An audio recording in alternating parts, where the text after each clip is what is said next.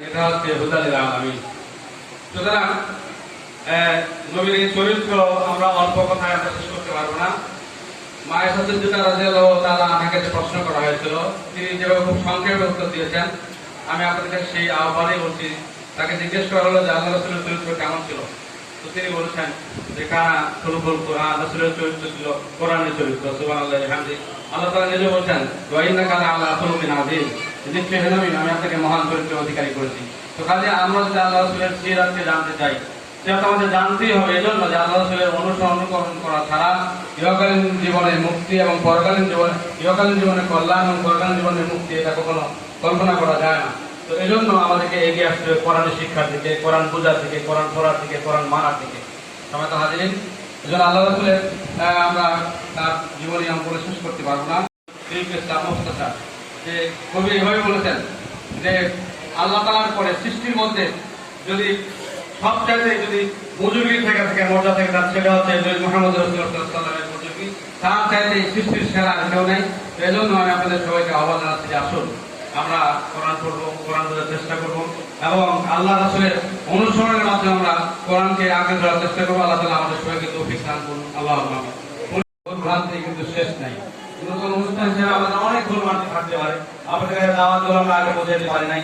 এরপরে আমাদের আজকে আয়োজন অনেক ত্রুটি বিচ্যুতি আছে, এগুলো আপনারা খুব সুন্দর দৃষ্টিতে দেখবেন এবং আগামীতে আপনারা আমাদের সাহায্য করবেন, পরামর্শ দিবেন। ইনশাআল্লাহ আমরা আগামীতে আরো কি করে ভালো করার চেষ্টা করবো। আল্লাহ তাআলা আমাদের সবাইকে আল্লাহ তাআলা সুস্থ রাখুন।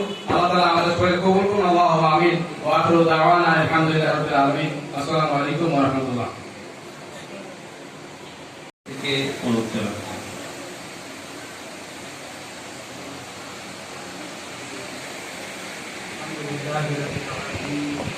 والسلام على سيد الأنبياء والمرسلين وآله وأصحابه أجمعين. আলাদা আলিয়া মাদ্রাসা বাংলাদেশের উত্তর জনপদের একটি অবস্থিত প্রতিষ্ঠান। যে প্রতিষ্ঠান না হলে হয়তো উত্তর জনপদের মানুষ ইসলামের আলোক থেকে বঞ্চিত হতো। সে প্রতিষ্ঠান কর্তৃক আয়োজিত আজকের অনুষ্ঠানে সম্মানিত সভাপতি, মঞ্চে উপবিষ্ট রয়েছেন আমার পরম শ্রদ্ধেয় এবং পূজনীয় শিক্ষাগুরু সাবেক অধ্যক্ষ আলহাজ মাওলানা রফিকুল ইসলাম। মঞ্চে উপবিষ্ট রয়েছেন আমার পরম শ্রদ্ধেয়, যাকে আমরা 10 এবং 11 ক্লাস থেকে একান্ত আপন করে দিয়েছিলাম, বেগুনবাড়ি সিনিয়র মাদ্রাসার সম্মানিত প্রিন্সিপাল জনাব মাওলানা মুকিমউদ্দিন, আমার অপরাপর শিক্ষক মন্ডলী, এখানে আমার সরাসরি শিক্ষক উপস্থিত আছেন, বাংলা বিভাগের অধ্যাপক জনাব নূর আলম স্যার, এরপরে আরো অনেকে আমি দেখতে পাচ্ছি। মাদ্রাসা পরিচালনা পরিষদের যারা রয়েছেন তাদের অনেকে আমি আগে থেকে চিন্তাম, এখনো জানি। আজকে আমি আসলে এই প্রতিষ্ঠানের কোনো অতিথি হবার যোগ্যতা আমার নেই। আমি কৃতজ্ঞতা স্বীকার করবার জন্য এসেছি। মাদ্রাসা পরিচালনা পর্ষদ এবং শিক্ষক পরিষদের পক্ষ থেকে আমাকে আজকে আমন্ত্রণ জানানো হয়েছে। যে প্রতিষ্ঠানে আমি পড়ালেখা করেছি সুদীর্ঘ প্রায় 7 বছর, আমি পূর্বে করেছি। আমার শ্রদ্ধাভাজন প্রিন্সিপাল, সাবেক প্রিন্সিপাল জনাব আলহাজ মাওলানা রফিকুল ইসলাম, তিনি আমার সরাসরি শিক্ষক ছিলেন। আমরা কিন্তু ওই সময় হুজুর একেবারে নবীন মানুষ, আমরা ওনাকে হুজুর খুব কম বলতাম। মাদ্রাসা আসলে হুজুর বলতাম, বাইরে আমরা রফিকুল ভাই বলতাম। উনিও আমাদেরকে এতটাই স্নেহ করতেন, নাম ধরে দেখেছেন এই খুব একটা আমার মনে পড়ে। তাদের ঐকান্তিক প্রচেষ্টা এবং সহযোগিতায় এই প্রতিষ্ঠানটা দাঁড়িয়েছে। তাদের অনেক শ্রদ্ধা করে আমার মনে পড়ছে, তাদের অন্যতম হলেন আলহাজ মাওলানা একেএম কাজিমউদ্দিন, যিনি ইন্তেকাল করেছেন। যারা মাওলানা আলহাজ তামিজউদ্দিন আহমদ, যিনি ইন্তেকাল করেছেন।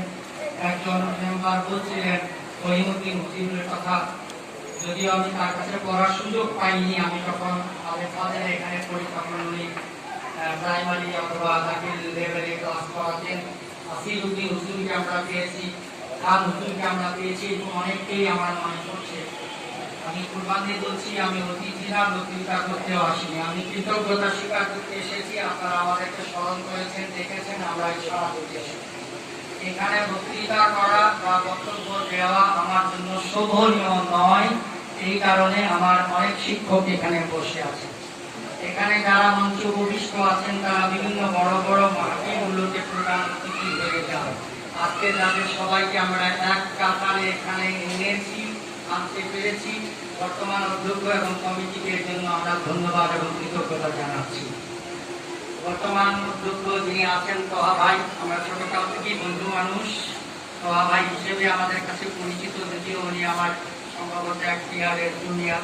আমি 1989 সালে এখান থেকে কামিজ পাড়ি করেছি, এরপর ঢাকা আলিয়া থেকে কামিজ করেছি, এরপর বিশ্ববিদ্যালয়ে পড়াশোনা করেছি, এখন সরকারি স্কুলে আমি কর্মরত আছি। আপনাদের একটা আনন্দের সংবাদ আমি দেব যে আমাদের এই প্রতিষ্ঠান থেকে এখানকার পাশ করা 4 জন সরকারি বয়েজ স্কুলে এবং গার্লস স্কুলে কর্মরত আছেন। বলবেন না আলহামদুলিল্লাহ? অনেকগুলো কথা বলবার, আমি সময় খুব একটা নেব না, বক্তৃতা করবো না, আগেই বলেছি। আমি আপনাদেরকে আমার অন্তঃস্থল থেকে কৃতজ্ঞতা এবং সালাম জানাচ্ছি। আসসালামু আলাইকুম ওয়া রাহমাতুল্লাহ। খুব কম সময়ের কথা, আমার পাশেই গোরস্থানে আমাদের অনেক উস্তাদ সাহিত্য আছেন, যারা প্রতিষ্ঠান করেছেন, এখন পরিচালনা করছেন, যারা সেবা দিচ্ছেন, শিক্ষকতা করছেন, অধ্যয়ন করছেন, তাদের সকলের যারা ইন্তেকাল করেছেন বিদেহী আত্মার মাগফিরাত কামনা করছি। যারা জীবিত আছেন তাদের সুস্থতার সঙ্গে আল্লাহ পাক যতদিন তাদের হায়াত দান করেছেন তাদের সুস্থতার সঙ্গে বেঁচে থাকেন, সেজন্য আল্লাহ তাআলার কাছে আমরা প্রার্থনা করছি। আজকে নবী দিবস পালন করা হচ্ছে। পরিতাপের বিষয় যে কোনো কোনো জায়গায় এই নবী দিবস নিয়ে অনেক রকম বিভেদ এবং অনেক আমরা দেখতে পাচ্ছি। সামনে ছেলেরা কথা বলছে, কেউ বলে ঈদে মিলাদুন নবী আর কেউ বলে সিরাতুন নবী, এ নিয়ে আমাদের ভিতরে অনেক বিভেদ আছে। শব্দগত বিষয়টা না বোঝার কারণে এই সকল বিভেদ। যদি আমরা বিষয়টা বুঝতাম তাহলে বিভেদ আমাদের থাকতো না। মুসলমানদের ভিতরে বিভেদ এবং অনৈক্য সৃষ্টির জন্য মুসলমানরা দায়ী নয়, এর প্রেরণক হিসেবে, নেপথ্যে ষড়যন্ত্রকারী হিসেবে যারা কাজ করছেন, যারা ইসলামকে, মুসলমানকে, কোরআনকে, সুন্নাহকে যারা বরদাস্ত করতে পারেন না, তারা অত্যন্ত কৌশলে আমাদের ভিতরে এই বিষ বাষ্প ছড়িয়ে দিয়ে আমাদেরকে অনেকের দিকে ঠেলে দেওয়ার অপপ্রয়াস চালাচ্ছে, যেটা বিচক্ষণ মানুষ মাত্রই বুঝতে পারে। অনেকগুলো তথ্য এবং উপাত্ত আমার ছিল, আমিও খুব তাড়াহুড়ার মধ্যে এসেছি এবং এখনই চলে যেতে হবে।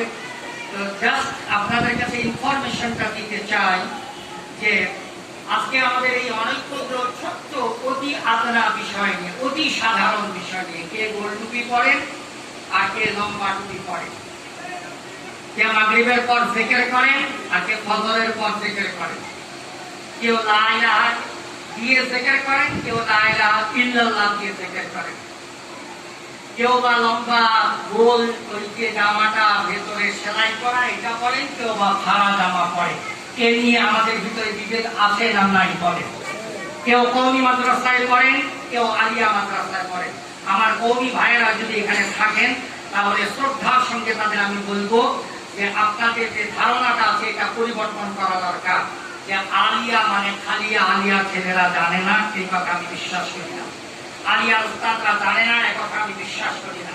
আমি আজকে প্রকাশ্যে চ্যালেঞ্জ করছি, আলিয়া মাদ্রাসায়, বিশেষ করে উত্তর জনপদের আলোকিত দিনী প্রতিষ্ঠান সালামগর ইসলামিয়া কামিল মাদ্রাসা, যে সকল আসাদায়ে কেরাম অতীতে ছিলেন, বর্তমানে আছেন এবং আগামীতেও যারা আসবে, এদেরকে একটু বাঁচিয়ে দেখুন যে ভেতরে মাল কতটুকু আছে।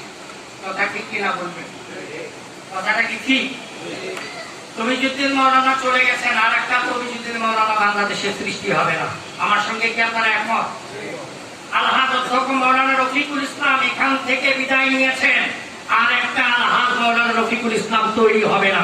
যদি হয়, 100 বছরের ইতিহাস সাক্ষী দেবে যে আর একটা রফিকুল মৌলানা তৈরি হবে না। যদি হয় এই শতাব্দীর পরের শতাব্দী অন্য আঙ্গিকে ভিন্ন আঙ্গিকে ভিন্ন চরিত্রে তৈরি হইতে পারে, কিন্তু রফিকুল মৌলানা।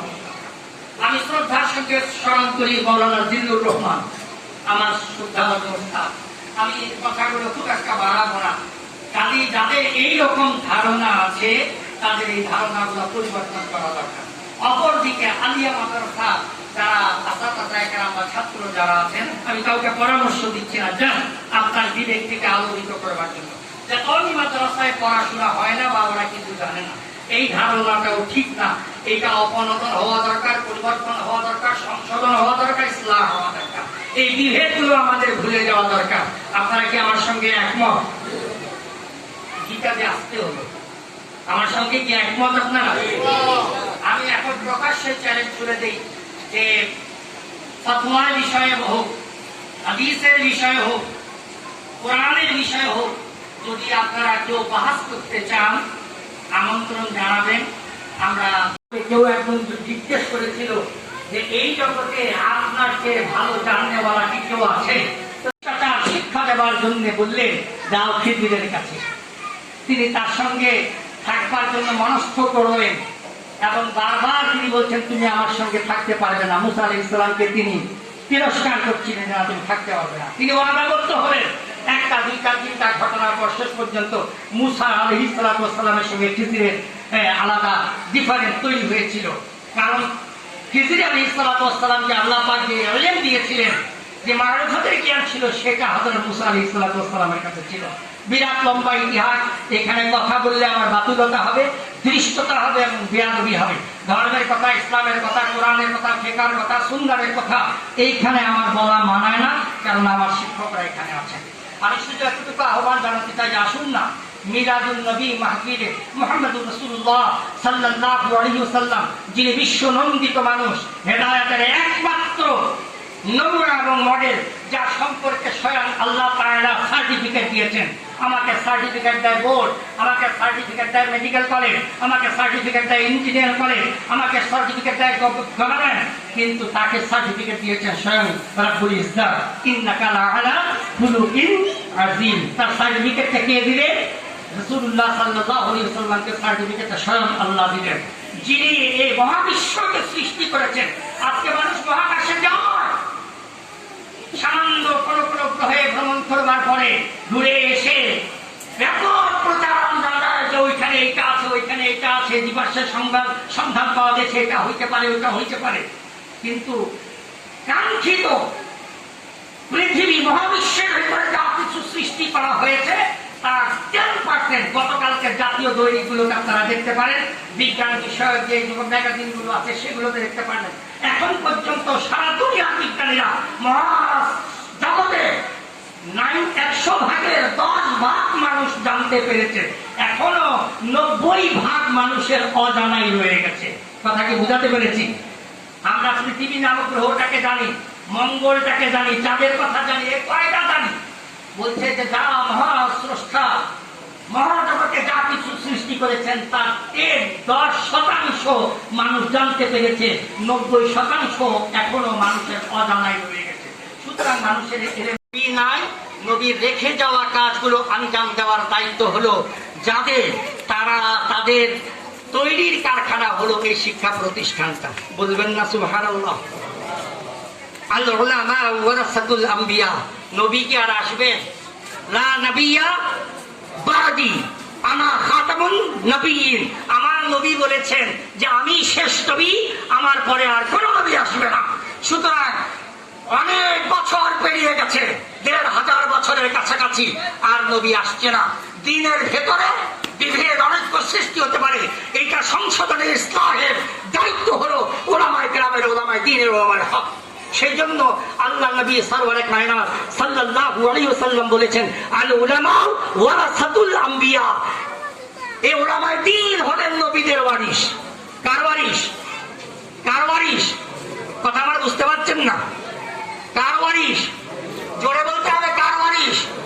নবীদের ওয়ারিশ। নবী কি আর আসবেন? নবী আর আসবেন না। সুতরাং এই নবীর দায়িত্ব আঞ্জাম দেবেন উলামায়ে দ্বীন, উলামায়ে হক। যে এইখানে কয়েক হাজার ছাত্রের অধ্যয়ন করছেন আমার জানা মতে, কিন্তু এই প্রাথমিক লেভেলের কিছু ছাত্র আর হাতে গোনা 2-1 ছাত্র ছাড়া অন্যান্য ক্লাসের আমার 20 জন এসেছেন, কিন্তু অপরাপর ছাত্রদের অনুপস্থিতি লক্ষ্য করা গেছে। বিষয়টি আপনাদের নজরে আনবার মনিটরিং করেন, তাদেরকে আমি নজরে আনবার জন্য আমি বিনয়ের সঙ্গে অনুরোধ জানাচ্ছি। এটাকে আমার দৃষ্টতা দাবি আদমি নেবেন না। সবশেষে আপনাদের কাছে আমি কৃতজ্ঞতা পুনর্বার ব্যক্ত করছি যে আমাকে এখানে আসবার জন্য আপনারা অনুরোধ জানিয়েছেন। আমি শুরুতেই বলেছি, কোনো বক্তৃতা নয়, সমালোচনা নয়, উপদেশ নয়, পরামর্শ নয়, আমি শুধু ধন্যবাদ জানাতে এসেছি। আপনারা এই মাহফিলটাকে অব্যাহত রাখবেন।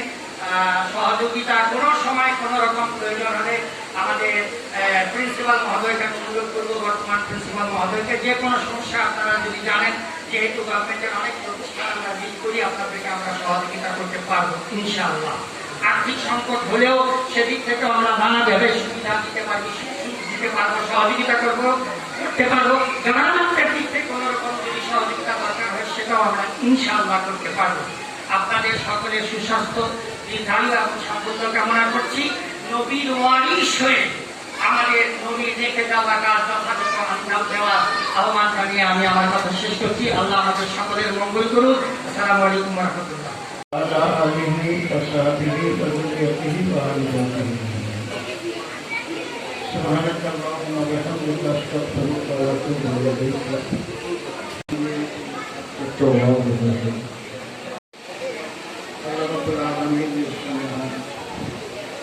रसूल करीम सल्लल्लाहु अलैहि वसल्लम सलाम पेश करेंगे। आज के सलामत इस्लामी कामिल मदरसा पक्ष থেকে আয়োজিত সিরাতুন নবী মাহফিলের সভাপতি আবার সম্মানিত সাবেক অধ্যক্ষ ছোট ভাই মৌলানা রফিকুল ইসলাম, প্রিয় ছাত্র হাফেজ রশিদ আলম, মাদ্রাস ওলামা ইকরাম, অত্র মাদ্রাসার ছাত্রীরা ইকরাম, এলাকাবাসী সুবিজন এবং এই মাদ্রাসার ছাত্ররা, আসসালামু আলাইকুম ওয়া রাহমাতুল্লাহি ওয়া বারাকাতুহু। আজকে আমি সর্বপ্রথম এই মাদ্রাসার যারা আসামিরা ছিলেন এবং এই আসামিগুলোর মধ্যে মাত্র এখন 3 জন জীবিত আছেন, সবাই কলম। আমি তাদেরকে শ্রদ্ধা ভরে স্মরণ করছি, দোয়া করছি এবং সবসময় দোয়া করি আল্লাহ তাআলা যেন তাদের জীবনের সমস্ত গুনাহগুলোকে মাফ করে দেন, তাদের জীবনের নেক আমলগুলোকে কবুল করে নেন এবং তাদেরকে জান্নাতবাসী করেন এবং তাদের এই যে দ্বীনের খেদমত, এটাকে যেন আল্লাহ রাব্বুল আলামিন সবাইকে জারিয়া হিসেবে কবুল করে নেন। এই আসামিগুলোর মধ্যে যে 3 জন জীবিত আছেন তার মধ্যে আমার অত্যন্ত এবং আমাদের সকলেরই প্রিয়, সকলেরই শ্রদ্ধা ভালোবাসার পাত্র জনাব ইয়াকুব হোসেন খুব অসুস্থ।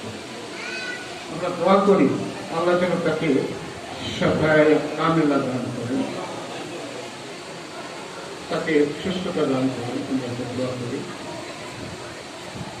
আমি এই মাদ্রাসা 1967 সালে থেকে আমরা ছাত্র ছিলাম, তখন বেড়ার ঘর ছিল। আকবর হোসেন হুজুর হইলেও অনেক অসুস্থ, আমরা তার জন্য দোয়া করবো। তো এই এলাকায় যে চলাফেরা করতাম, যাদের বাড়িতে অনেকবার খেয়েছি,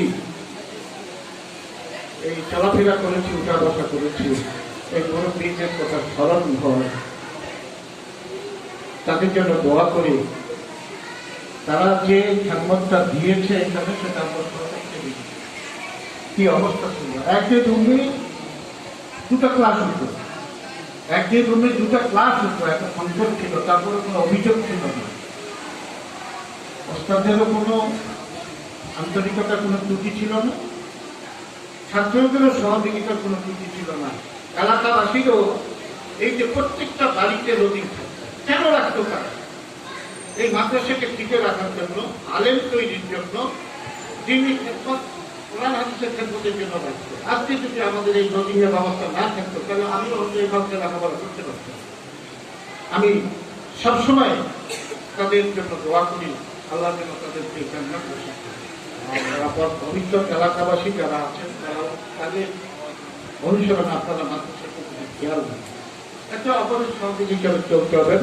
ওই যে মেম্বার সাহেব সুন্দর কথা বলেছেন, কথাটাকে আমি এখনো তো যাই হোক, আজকে আমাকে এখানে দেওয়া হয়েছে, আমি খুব খুশি। তাই মাদ্রাসার ছাত্র ছিলাম, আমাকে যদি স্মরণ করছে।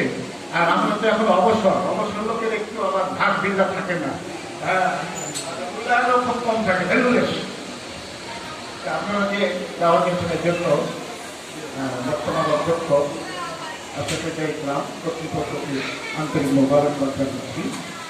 তো আজকে এই যে ঈদে মিলাদুন নবী, সিরাতুন নবী, আমার মনে হয় কথাটা ঈদে মিলাদুন নবী, সিরাতুন নবীটা এখনো সিরাতুন নবী বলে নবীর জীবনের জন্ম এবং তার পরবর্তী নবুয়তের দিক থেকে দুইটাই আসে। আর মিলাদুন নবী হলো একটা সাহিত্য যায়, সিরাতুন নবীটা আসে না। আমার মনে হয় এটা আমাদের সবচেয়ে ভালো হয়ে গেছে। তো এখন এটা ঈদে মিলাদুন নবী, সিরাতুন নবী, এটা নিয়ে ঝগড়া হচ্ছে যে হাফেজ রশিদ সাহেব বলছেন, কিন্তু এর আগে তো এগুলোর নামবন্ধ ছিল না, তখন তো ফাতিহা পালন করতে মানুষ, ফাতিহা গরু খাসি দিয়ে তারপর যেন মিলাদ করে খতম করে বাড়ি ফাতিহা হয়ে গেল। এর আগে হতো বারা অফার বলে এটাকে পালন করতো। এটা আমাদের এই এলাকার মধ্যে ছিল না, এটা ইন্ডিয়া পাকিস্তানের কিছু এলাকায় ছিল, বারা অফার করতো না। এবং শিয়াদের মধ্যে এই ফাতিহাটা চালু ছিল, তারা কি করতো, এটা ওই কিছু কুন্ডা তৈরি করতো। কুন্ডা হলো মানে বিভিন্ন জিনিসের মিশ্রণ। আমরা তো এই যে চুরি তরকারি চাউলটা এগুলো দিয়ে যেটা করি সেটা হলো খিচুড়ি, কিন্তু ওখানে গুড়, চিনি, মানে যে যা নিয়ে আসি আর কি, গুড় যা সব দিয়ে দেওয়ার পরে ওই যে ঢেকে পরে খাবারটা তৈরি হয়, এটা এই মাহফিলের সামনে লাল কাপড় দিয়ে ঢেকে রাখা হয়। আলোচনা হয়ে গেল, সেবা করা হলো, সবাই ফুল দিল, তারপরে এটা আপনাদের খাওয়া হতো। এটা ছিল এটা বারাবার করে এটা পালন করত। পরবর্তীতে ইসমাইলি শিয়া সম্প্রদায়ের মাধ্যমে কিন্তু এই নবীর কাছে জুলুস, আলোকসজ্জা, এই যে দশমে জুলুস বের করছে, আলোকসজ্জা করতেছে, তাই না, এইগুলো প্রচলন করে। এটা কিন্তু ইসলাম অনুমোদন করে না, এটা ইসলাম অনুমোদন করে না, কারণ এটা সম্পর্কে শাসনের পক্ষ থেকে কোনো নির্দেশনা নাই, নাই, কলাবের আচরণ থেকেও নাই, অন্যান্য করেনও নাই। এটা অনেক পরে এই দশমের জুলুসের আয়োজনটা করবে। নিঃসন্দেহে আমরা বলতে পারি যে কিন্তু নবী আলাইহিস জীবনী তার এ নিয়ে আলোচনাটা করার আগে তো সেটা করতে হবে, না মনে হয় যাবে আমাদের ভবিষ্যৎ প্রজন্মকে কি করতে হবে, জানতে হবে।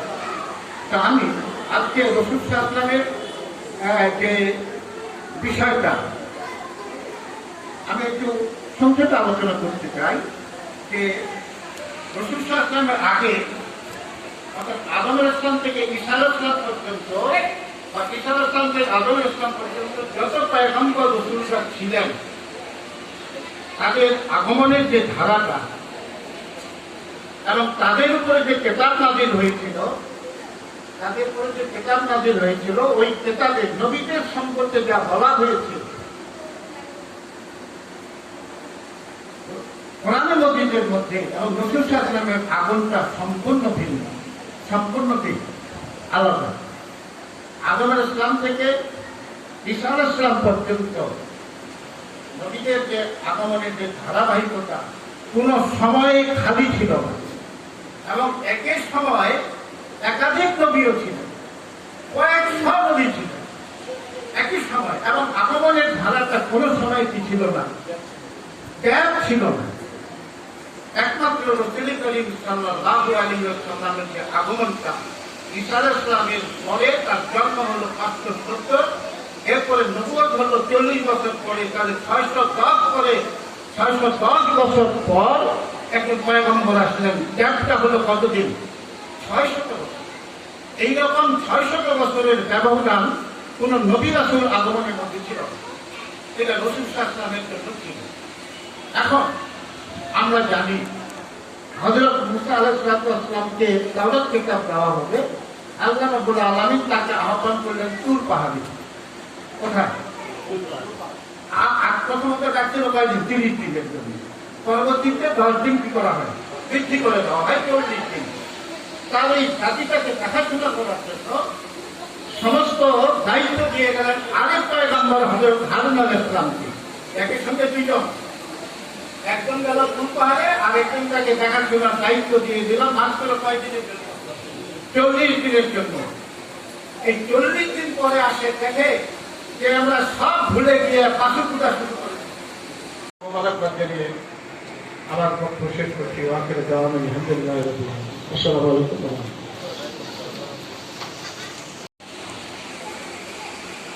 আসসালামু আলাইকুম ওয়া রাহমাতুল্লাহি ওয়া বারাকাতুহু। ওয়া আলাইকুম আসসালাম। আলহামদুলিল্লাহি রাব্বিল আলামিন ওয়াসসালাতু ওয়াসসালামু আলা রাসূলিল কারীম ওয়া আলা আলিহি ওয়া আসহাবিহি ওয়া আলা সাহবিহি আজমাইন।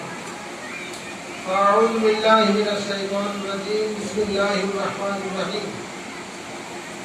لقد كان لكم في رسول الله أسوة حسنة لمن كان يرجو الله واليوم الآخر وذكر الله كثيرا. صدق الله مولانا العظيم. وعن أنس بن مالك رضي الله تعالى عنه قال قال رسول الله صلى الله عليه وسلم لا يؤمن أحدكم حتى أكون أحب إليه من والده وولده والناس أجمعين. متفق عليه. وعن أنس بن مالك رضي الله تعالى عنه قال قال رسول الله صلى الله عليه وسلم من صلى لله 40 يوما في جماعة تدرك التكبيرة الأولى كتب له براءة من النار وبراءة من النفاق. وعن أنس بن مالك رضي الله تعالى عنه قال قال رسول الله صلى الله عليه وسلم من سأل الله الجنة 3 مرات قالت الجنة اللهم ادخله الجنة. ومن استغنى من النار 3 مرات قالت النار اللهم أجره من النار. رواه الإمام. صدق رسوله النبي الكريم. সমস্ত প্রশংসা ও তারিফ একমাত্র মহান আল্লাহ তাআলার জন্য, যিনি আমাদেরকে আজকে সালামুল ইসলামিয়া কামিল মাদ্রাসায় উত্তর শ্রেষ্ঠ দ্বীনি বিদ্যাপীঠ শিক্ষা প্রতিষ্ঠান কর্তৃক আয়োজিত একদিন মিলাদুন নবী সিরাতুন নবী মাহফিলে বসার সুযোগ দিয়েছেন। এই জন্য সবাই বলি আলহামদুলিল্লাহ। অগণিত দরুদ ও সালাম জানাই আমাদের প্রিয় নবী জনাব মুহাম্মদুর রাসূলুল্লাহ সাল্লাল্লাহু আলাইহি সাল্লামের সাথে। সম্মানিত উপস্থিতি, সম্মানিত আসাদুল কেরাম এবং সম্মানিত এলাকার মুরব্বীবৃন্দ, যুবকবৃন্দ এবং এই প্রতিষ্ঠানের স্নেহের ছাত্র ছাত্রী বৃন্দ, আমি আবারও সালাম দিই। সবাই জবাব দিবেন। আসসালামু আলাইকুম ওয়া রাহমাতুল্লাহ। ওয়া আলাইকুম আসসালাম ওয়া রাহমাতুল্লাহ। কথা হবে আর জীবন করে কিছু বলবার নাই। আমি মাহমুদ সাহেবের বক্তৃতা খুব তন্ময় হয়ে শুনছিলাম, মকিম ভাইয়ের বক্তব্য খুব তন্ময় হয়ে শুনতেছিলাম, আমার এই ছাত্র হাফিজ রশিদ আলমের বক্তব্য খুব তন্ময় হয়ে শুনতেছিলাম।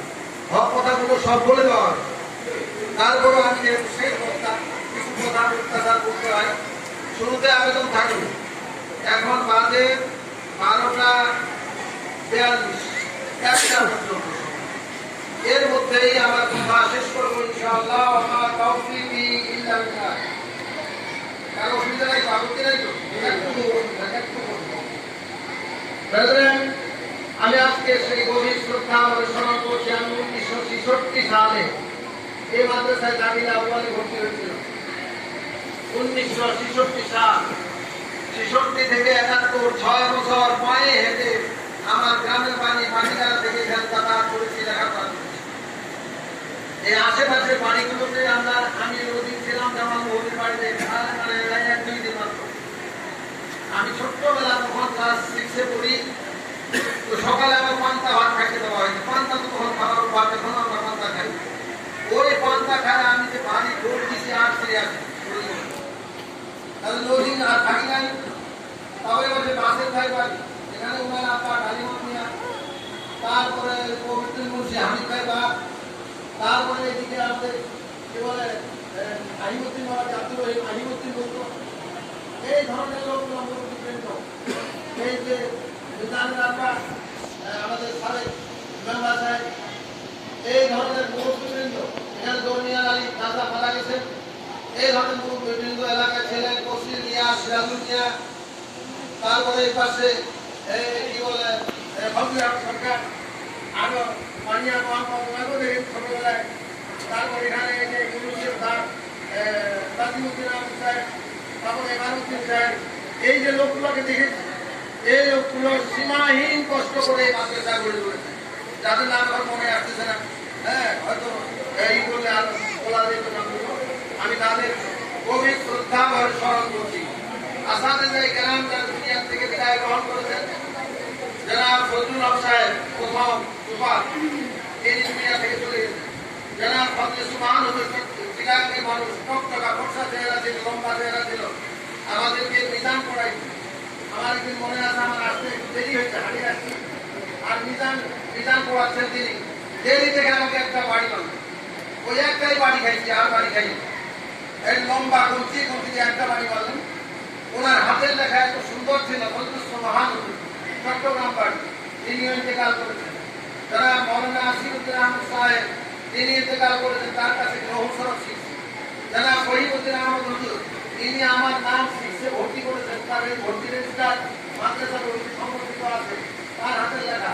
যারা সমীর আহমদ খান সাহেব, তেনারা অক্লান্ত পরিশ্রম করেছেন। যারা ফাজিলুদ্দিন আহমদ সাহেব অক্লান্ত পরিশ্রম করেছেন। জনাব একরামুল হক সাহেব, তিনি এখন বেশি আছেন কিনা, চিনি বন্দরে বাড়ি। জনাব মুখলেসুর রহমান স্যার, তিনি চিনি বন্দরে বাড়ি, তিনি বেশি আছেন সম্ভবত। জনাব এই যে মৌলানা মফিদ হুজুর, তিনি ইন্তেকাল করেছেন। মৌলানা জিল্লুর রহমান হুজুর, তিনি ইন্তেকাল করেছেন। মৌলানা তাজিমুদ্দিন আহমদ সাহেব আলহাজ, তিনি ইন্তেকাল করেছেন। আমি এই সমস্ত আসামি চাই কালাম যারা ইন্তেকাল করেছেন, আমি তাদের সবাই বলেন আল্লাহুম্মা আমিন। আমি তেলাওয়াত করেছি, সেখানে বলা হয়েছে লাকাদ কানা লাকুম ফি রাসূলিল্লাহি উসওয়াতুন হাসানাতুন, তোমাদের সকলের জন্য রাসূলের জীবনে আছে উসওয়ায়ে হাসানা। বলেন না সুবহানাল্লাহ, সবার জন্য আছে। তাহলে বোঝা যায় কি হিন্দু, মুসলমান, বৌদ্ধ, খ্রিস্টান, জাতি ধর্ম নির্বিশেষে, সাদা চামড়া, কালো চামড়া, নর নারী, সকল বনি আদমের জন্য তিনি আদর্শ। ঠিক না? দেখুন, এই পৃথিবী নামক গ্রহে আমরা বাস করি, ঠিক না? এই নবীজি ওহীর মাধ্যমে জানতে পেরেছিলেন যে আমাদের কৃতকর্মের কারণে একদিন পৃথিবীটা বাসযোগ্যতা হারায় ফেলতে পারে, বাসযোগ্যতা হারায় ফেলতে পারে। এই জন্য নবী মুহাম্মদ সাল্লাল্লাহু আলাইহি সাল্লাম বলেছেন যে এই যে বৃক্ষরোপণ, আমি এখানে ছোট্ট উদাহরণ করে দিয়েছি একটা। বৃক্ষরোপণ, নবীজি বলেছেন যে তোমার হাতে যদি একটি গাছের চারা থাকে, আর তুমি যদি জানতে পারো যে এখনই কিয়ামত হবে, তা আগামীকালকে কিয়ামত হবে, এইরকম অবস্থায় যদি তুমি উপনীত হও, তারপরে গাছের চারা লাগাইলাম। বলেন সুবহানাল্লাহ। এই গাছের চারা, সবুজায়ন, বনায়ন, এই যে বৃক্ষরোপণ, এটা নবী মুহাম্মদ মুস্তাফা সাল্লাল্লাহু আলাইহি সাল্লামের সুন্নাত। দেখেন, ফলজ, বনজ এবং ঔষধি গাছ, এই গাছপালা থেকে আমরা অনেক ফায়দা পাই। কি বলেন, পাই কিনা বলেন? যেমন গাছপালা মানে আমরা যে নিঃশ্বাস ত্যাগ করি সেটা গ্রহণ করে, আর আমরা যেটা গ্রহণ করি অক্সিজেন, সেটা গাছপালা ছেড়ে দেয়। গাছপালার কারণে গোটা পরিবেশ সবুজ শ্যামল আকার ধারণ করে। নবী মুহাম্মদ মুস্তাফা সাল্লাল্লাহু আলাইহি ওয়াসাল্লাম বলছেন, এই জন্য এই পরিবেশ, এই সবুজায়ন যেন ক্ষতিগ্রস্ত না হয়, এর জন্য সকল মানুষকে এই নির্দেশ দিয়েছেন তোমরা গাছপালা লাগাও। ফলজ গাছ লাগাইতে পারেন, বনজ গাছ লাগাইতে পারেন, সবজি গাছ লাগাইতে পারেন। আজকে এই গাছপালা থেকে আমরা জ্বালানি কাঠ পাই, গাছপালা থেকে আমাদের বাড়ির ফার্নিচার তৈরি হয়, গাছপালা থেকে আমরা ভিটামিন পাই। কি বলেন, পাই কিনা? Vitamin A, vitamin B, vitamin C, খনিজ লবণ, লৌহ, আয়োডিন, সবগুলো আমরা এখান থেকে পাই। ভিটামিন এ পাই, বি পাই, B2 পাই, সি পাই। এগুলা কোথেকে পাই? বাতাবি লেবু, আম, জাম, লিচু, পেয়ারা, এই আমলকি, বিভিন্ন ফল ফলাদি থেকে আমরা পাই। যে গাছ আপনি লাগাচ্ছেন, হাদিসে এসেছে, আপনি এই গাছের ফল যে পশু পাখিতে খায়, তার জন্য যিনি লাগাইলেন তার সদকায় জানিয়ে সওয়াব দিতে পারবেন। আর মানুষ খাবে, আপনি সদকায় সওয়াব পাবেন। মানুষ গাছের ছায়ায় বসে জিরাবে, রেস্ট দিবে, আপনি তার সরকার খাওয়া পাবেন। তাহলে এই বৃক্ষরোপণ এটা নবী পাক সাল্লাল্লাহু আলাইহি ওয়াসাল্লাম সুন্নাত। নবী পাক সাল্লাল্লাহু আলাইহি ওয়াসাল্লাম হাত ধোয়ার ব্যাপারে নির্দেশনা দান করেছেন। কিভাবে দেখেন, যে তুমি যদি ঘুমায় পড়ো, ঘুম থেকে ওঠার পর তোমার হাত ভালো মতো ধৌত না করা পর্যন্ত তুমি পানির বর্তনের মধ্যে হাত ডুবাবে না। নিষেধাজ্ঞা আরোপ করা হয়েছে, পানির বর্তনের মধ্যে হাত ডুবাবে না। কেন? এই পানির বর্তনের মধ্যে হাত ডুবাবার আগে যদি হাতটা ভালো মতো সাবান দিয়ে আপনি ভালো মতো পরিষ্কার না করেন, তাহলে রাতের বেলা ঘুমের ঘরে আপনি হয়তো লজ্জা ইসলাম চুলকাইছেন আঙুল দিয়ে, বা আপনার অপরিষ্কার অপবিত্র জায়গায় হাত গেছে, তখন এটাকে আগে হাতটা ধুবে তারপরে পানির মধ্যে ডুবাবেন। এই নিষেধাজ্ঞা আরোপ করে দিয়েছেন নবী মুহাম্মদ মুস্তাফা সাল্লাল্লাহু আলাইহি ওয়াসাল্লাম। তাহলে হাত ধোয়া এবং দৈনিক 5 ওয়াক্ত নামাজে আমরা প্রথম ওযু করার সময় কি ধুই? হাত ধুয়ে পর্যন্ত। আর এখানে হাতটা কোনই পর্যন্ত ধোয়া হবে না। এটা কুনতুম ইলা সালাতি ফাগসিলু উজুহাকুম ওয়া আইদিয়াকুম ইলাল মারাফিক, কোনই পর্যন্ত হাত ধোয়া কি খরচ। তাহলে 5 বার কমপক্ষে নামাজের জন্য বারবার ওযু করা, ওযুর মধ্যে হাত ধোয়া কি আমাদের জন্য ফরজ করা দেওয়া হয়েছে। খাবার আগে হাত ধোয়ার কথা বলা হয়েছে, খাবার পরে নবী পাক সাল্লাল্লাহু আলাইহি ওয়াসাল্লাম হাত ধোয়ার কথা বলছেন। তাহলে হাত ধোয়ার কথা 1400 বছর আগে নবী মুহাম্মদ মুস্তাফা সাল্লাল্লাহু আলাইহি ওয়াসাল্লাম বলে দিয়েছেন। তাহলে এই যে পবিত্রতা, এই পবিত্র পরিবেশ বজায় রাখার দায়িত্ব দিয়েছেন জনাব মুহাম্মদ রাসূলুল্লাহ সাল্লাল্লাহু আলাইহি ওয়াসাল্লাম। এবং পানির উৎস বলে পেশাব পায়খানা করা নিষিদ্ধ করেছেন নবী পাক সাল্লাল্লাহু আলাইহি ওয়াসাল্লাম। পানির উৎস 3 জায়গায় পেশাব পায়খানা করা নিষিদ্ধ। পানির উৎস বদ্ধপানি, মাওদায়ে বদ্ধপানি এবং মানে চিল্লির সাধারণ গাছের ছায়ায় এবং রাস্তার মাঝখানে, এখানে পায়খানা পেশাব করা নিষিদ্ধ। কারণ বদ্ধ পানিতে পায়খানা পেশাব করলে পানিবাহিত রোগ ওই পানিতে মিশে আপনার ভিতরে ঢুকতে পারে, শরীরের ভিতরে ঢুকতে পারে। বর্তমানে চিকিৎসা বিজ্ঞানীরা বলছেন 70% রোগ জীবাণু এই পানিবাহিত রোগ, এই রোগ জীবাণু উপসর্গ পানিবাহিত রোগ থেকে সৃষ্টি। বলেন নাউযুবিল্লাহ মিন যালিক। নবী পাক সাল্লাল্লাহু আলাইহি ওয়াসাল্লাম এটা আগেই নিষেধ করে দিয়েছেন যে বদ্ধ পানিতে পায়খানা পেশাব করা নিষিদ্ধ, পানির উৎস বলে পায়খানা পেশাব করা নিষিদ্ধ, গাছের ছায়ায় পায়খানা পেশাব করা নিষিদ্ধ, রাস্তার মধ্যে পায়খানা পেশাব করা নিষিদ্ধ। আজকে রাস্তার উপরে যুবক ছেলেরা বসে আড্ডা দেয়, আমরা গল্প গুজব করে চা খাই, এই রাস্তার ধারে বসা নবীজি নিষিদ্ধ ঘোষণা করেছেন। নবীজি বলেছেন তোমরা রাস্তার ধারে বসবে না। সাহাবায়ে কেরাম বললেন হুজুর রাস্তার ধারে না বসলে তো আমার উপায় নেই, এখানে বসে আমরা একটু গল্প গুজব করি, একটু এই বুদ্ধি করি। বলছে তাহলে কিন্তু রাস্তার হক আদায় করো না। রাস্তার কি হক? রাস্তার হক আছে যে সালামের জবাব দিয়ে রাখতো সালাম, গাতুল বাসারে দৃষ্টি শক্তি অবনত রাখবা। রাস্তা দিয়ে মহিলারা চলাফেরা করবে, তাদের দিকে দৃষ্টি দিবা না। ভালো কাজের আদেশ করবা, মন্দ কাজের নিষেধ করবা এবং রাস্তা থেকে কষ্টদায়ক জিনিস সরাই দিবা। এগুলো হলো রাস্তার হক। হাদিসে আছে না মানুষের, এটা হাদিসে পরিষ্কার বলা। তাহলে এর দ্বারা যে কথা বোঝা যায় নবী পাক সাল্লাল্লাহু আলাইহি ওয়াসাল্লাম আমাদের ব্যবহারিক জীবনে যা যা প্রয়োজন সব ব্যক্ত করে দিয়েছেন। এই কথাগুলো আমরা শুধু মুসলমানরা না, হিন্দু, মুসলমান, বৌদ্ধ, খ্রিস্টান, জাতি, ধর্ম, বর্ণ নির্বিশেষে সকল মানুষ রাসূলের আদর্শ বাস্তবায়ন করতে পারে। এই জন্য নবী পাক সাল্লাল্লাহু আলাইহি ওয়াসাল্লাম সম্পর্কে সূরা আহজাবে মহান আল্লাহ তাআলা বলেন লাকাদ কানা লাকুম ফি রাসূলিল্লাহি উসওয়াতুন হাসানাহ, তোমাদের সকলের জন্য রাসূলের জীবনে রয়েছে অতি উত্তম আদর্শ। বলেন না সুবহানাল্লাহ। আমি আপনাদের সবার কাছে তাই অনুরোধ করতে চাই, আর এটা খাস করে একটা দিনী শিক্ষা প্রতিষ্ঠান, এইখানে রাসূলের আদর্শ হলো যে খায়রুকুম মান তাআল্লামাল কুরআন ওয়া আল্লামাহু, তোমাদের ভিতরে সেরা সেই যে নিজে কোরআন শিখে মানুষকে শেখায়। বলেন না সুবহানাল্লাহ। তাহলে এখানে আপনারা যারা শিক্ষকতার কাজে আমরা যারা নিয়োজিত আছেন, আমরা যারা নিয়োজিত সেটা নাই, কিন্তু এই দায়িত্বটা আমাদের পালন করতে হবে। সেটা আমরা নিজে কোরআন পড়বো, শিখবো এবং মানুষকে এটা শেখাবার চেষ্টা করবো। খাস করে এই প্রবলপতি ছাত্রছাত্রীদেরকে ঠিক সেভাবে পড়ে তোলবার চেষ্টা করবো, যারা ভবিষ্যতে যারা এরা যেন এই দ্বীনে ইসলামের প্রতিনিধিত্ব করার যোগ্যতা অর্জন করতে পারে। আমল আখলাকে সব দিক থেকে তারা যেন অনুসরণীয়, অনুকরণীয় ব্যক্তিত্বে পরিণত হতে পারে। এর জন্য প্রত্যেক শিক্ষক কর্মচারীর উপর এটা দায়িত্ব, তারা এই দায়িত্বটা পালন করে। এই দায়িত্ব পালন করতে হবে। খাস করে বড় মানুষ সাহেব, বাদশাহ আলমগীর হুজুর, তারপরে আমার পরম শ্রদ্ধা বন্ধুগণ, যারা মুক্তিমুদ্দিন আহমদ সাহেব, আমরা সর্বপর্যায়ের মানুষ, উনি অবসরে গেছেন আমার একটু আগে, আমরা পরে অবসরে। যাই হোক, আমরা যারা অবসরে আসছি, আপনাদের কাছে দোয়া চাই, আপনারা দোয়া করবেন যাতে করে অবসর জীবন আল্লাহ সুন্দর রাখেন, ভালো রাখেন, সবাই বলেন আল্লাহ। আর মাদ্রাসার কাজে যখনই বর্তমান প্রশাসন আমাকে ডাকবে, আমি তখন সারা দিচ্ছি। এবং এই বর্তমান প্রিন্সিপাল মহোদয়, আমার এই ছাত্র জনাব আবুল হাসান পোহা এ কথা বলতে পারবে না যে হুজুরকে ডাকছি, হুজুর আসেন, এ কথা বলতে পারবে না। যখনই ডাকবে না, তখন আমি তখনই হাজির হবো ইনশাআল্লাহ। হাজির হবো ইনশাআল্লাহ, যদি কোনো জটিল কোনো সমস্যা না থাকে। তো আমাদের সবার কাছে পাওয়া যায়, আমার মেরুদণ্ড অপারেশন আছে, 3 ইঞ্চি লম্বা, 2.5 ইঞ্চি গভীর, এখানে অনেক বড় অপারেশন, মেজর অপারেশন আছে। আমি তো দাঁড়ায় কথা বলতে পারবো, হাঁটতে পারবো, ভাবি নাই। আপনাদের দোয়ায় আল্লাহ তাআলা সুস্থ করেছেন এবং সেই চালাতে পারি। আপনারা সবাই দোয়া করবেন, আল্লাহ তাআলা যেন সুস্থ রাখেন, দ্বীনের উপরে রাখেন, আল্লাহর দ্বীনের দাওয়াত সর্বোচ্চ পর্যায়ে দায়িত্ব যেন পালন করতে পারি, সেই তৌফিক যেন আল্লাহ তাআলা দেন, সে দোয়া করি।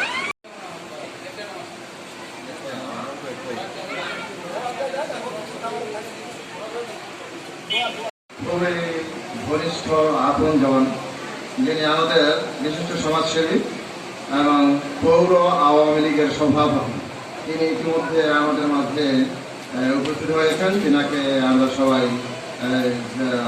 আন্তরিক শুভেচ্ছা জানাই। আর তিনি যদি একটু মেহরবানি করে যদি আপনাদের সঙ্গে। আসসালামু আলাইকুম ওয়া রাহমাতুল্লাহি ওয়া বারাকাতুহু। ওয়ালাইকুম আসসালাম ওয়া রাহমাতুল্লাহি ওয়া বারাকাতুহু।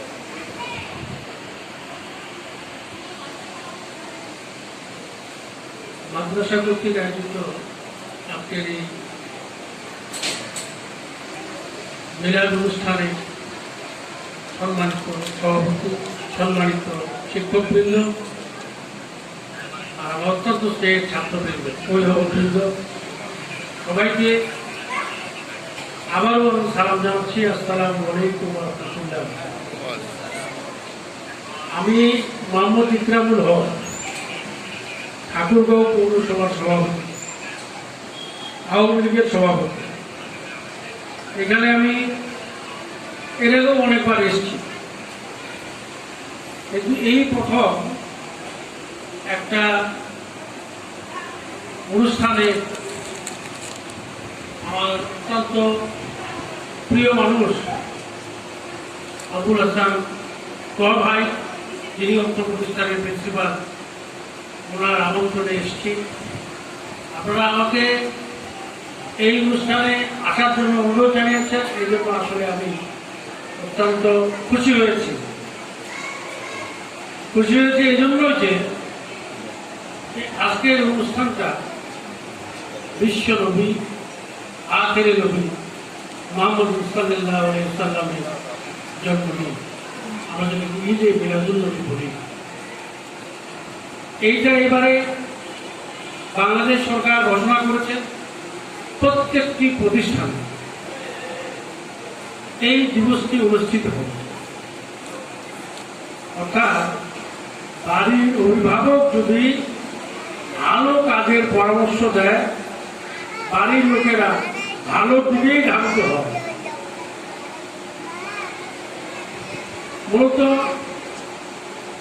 ইসলাম, হাদিস এবং কোরআন থেকে অত্যন্ত জ্ঞানগর্ভ আলোচনা রেখেছেন সাবেক প্রিন্সিপাল মহোদয়, আমার অত্যন্ত শ্রদ্ধাভাজন ব্যক্তি রফিকুল ভাই। আমি ওই বিষয়ে বক্তব্য দেওয়ার ক্ষমতাও রাখি না, যোগ্যতাও রাখি না, এটা সত্য কথা। আমি আপনাদেরকে সবিনয় অনুরোধ জানাবো, এই দেশটা আমাদের, এই দেশটা কিন্তু অনেক কষ্ট করে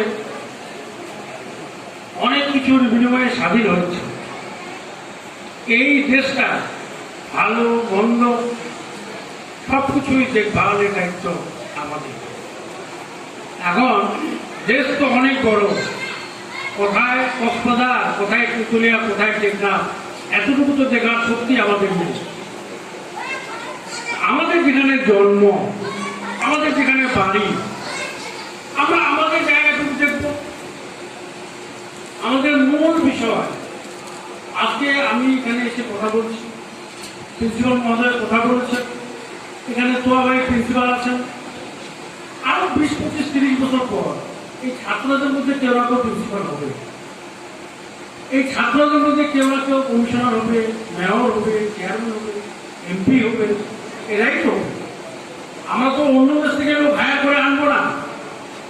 বাবা একটু শোনো, কিন্তু আমি রাজনীতি করার কারণে আমি ঠাকুরগাঁও শহর সহ বাংলাদেশের বিভিন্ন আনাচে কানাচে খোঁজখবর নিয়ে জানছি দেশ মাদকের মধ্যে ঢুকে গেছে। মাদক নামে জিনিসটা আমাদেরকে গ্রাস করেছে। শয়তানের ওয়াসওয়াসায় পড়ে আমাদের তরুণ প্রজন্ম, আমাদের ছেলেমেয়েরা মাদক সেবনে ঢুকে গেছে। আমি সবাইকে এই জিনিসটা অনুরোধ জানাবো, এই জায়গা থেকে আমাদের পরিত্রাণ পেতে। কি কারণে? আমরা তো মরেই যাবো। আমরা আমাদের ছেলে মেয়েদের কি দিয়ে গেলাম?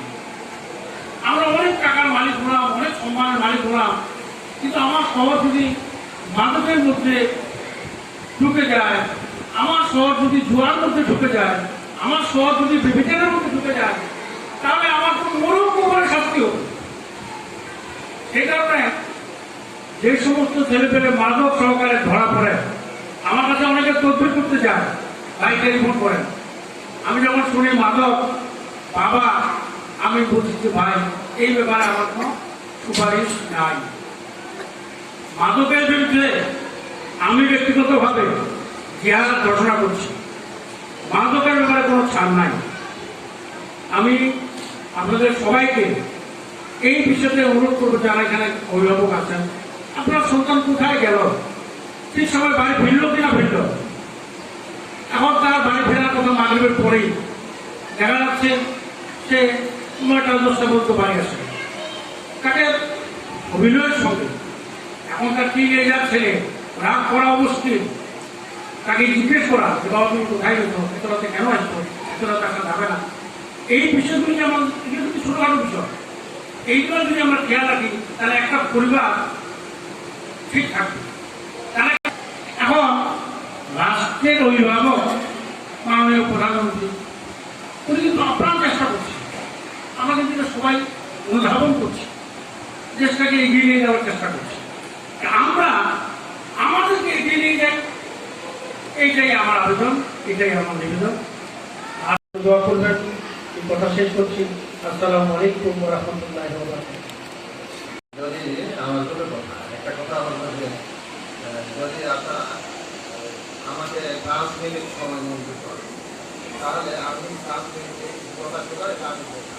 আর আজকের এই মাহফিলে আখেরি মুনাজাত পরিচালনা করবার জন্য আমি বিনীতভাবে অনুরোধ জানাবো আমাদের শ্রদ্ধেয় শিক্ষাগুরু, যিনি এই প্রতিষ্ঠানে প্রায় 3.5 যুগ মহান শিক্ষকতার দায়িত্ব পালন করেছেন, 1.5 যুগ অধ্যক্ষ হিসেবে দায়িত্ব পালন করেছেন। হুজুর উপস্থিত আছেন। হুজুর আমাদের এলাকা, আমাদের প্রতিষ্ঠান, আমাদের ইতিহাস সব বিষয়ে হুজুর জানেন। সেজন্য আজকে আখেরি মুনাজাত হুজুরকে পরিচালনা করবার জন্য আমি বিনীত অনুরোধ জানাচ্ছি। আমি হুজুর আমার অনুরোধ গ্রহণ করবেন। আর যদি